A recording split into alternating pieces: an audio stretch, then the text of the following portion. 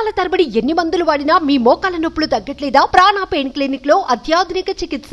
సంచలనం రేపుతున్న కోల్కతా మహిళా వైద్యురాలు హత్యాచారం కేసులో నిందితుడి తరపున వాదించేందుకు ఓ మహిళా లాయర్ ముందుకొచ్చారు. ఇప్పటి వరకు ఏ అడ్వకేట్ అతడి తరపున వాదించేందుకు అంగీకరించలేదు. ఒక మహిళా వైద్యురాల్ని దారుణంగా అత్యాచారం చేసి హత్య చేసినట్లు ఆరోపణలు ఎదుర్కొంటున్న వ్యక్తి తరపున వాదించేందుకు మగ లాయర్లే ఎవరూ రాలేదు. అలాంటిది అతడి తరపున వాదించేందుకు కవితా సర్కార్ అనే మహిళ న్యాయవాది ముందుకొచ్చారు. ఇప్పటికే ఆమె కేసు డాక్యుమెంట్స్ పరిశీలిస్తున్నారు. త్వరలోనే బెయిల్ పిటిషన్ కూడా వేస్తానని చెప్పారు. అయితే ఆమె ఓ షరతు కూడా విధించారు. తన ఫోటోని మీడియాలో ఎక్కడ పబ్లిష్ చేయొద్దని, తన వివరాలు బయటకు తెలియకూడదన్నారు. కేవలం తన డ్యూటీ తాను చేస్తున్నానని మాత్రమే చెప్పారామె. నిజ నిజాలు బయటకు రావడం కోసమే నిందితుడి తరపున వాదిస్తున్నట్లుగా తెలిపారామె. నిందితుడికైనా కోర్టు ట్రయల్ అవసరమే అని అభిప్రాయపడ్డారు. మరి ఈ కేసులో సంజయ్ రాయే అసలు దోషనా? ఇంకెవరైనా ఉన్నారా? యావత్ దేశం మొత్తాన్ని కుదిపేస్తున్న ఈ కేసు కొలుక్కొస్తుందా? కోల్కతా హత్యాచార కేసులో కీలక ఆధారం వెలుగులోకి వచ్చింది.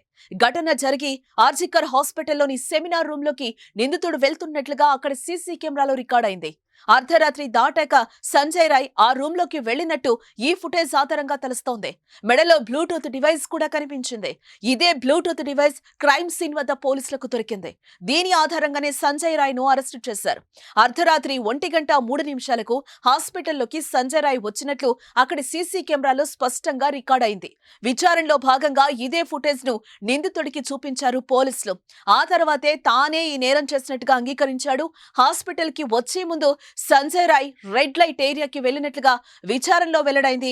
సోనాగచ్చికి వెళ్లి అక్కడే 2 వేశ్యలతో గడిపాడు. అప్పటికే ఆల్కహాల్ మత్తులో ఉన్నాడు సంజయ్.